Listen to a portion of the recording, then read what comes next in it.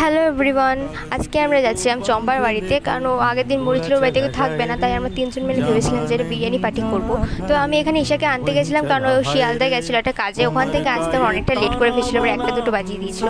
তারপর আমরা একটা দোকান থেকে কিছু চিপস কুরকুরে নিলাম, নিয়ে চম্পার বাড়ি থেকে রওনা দিলাম।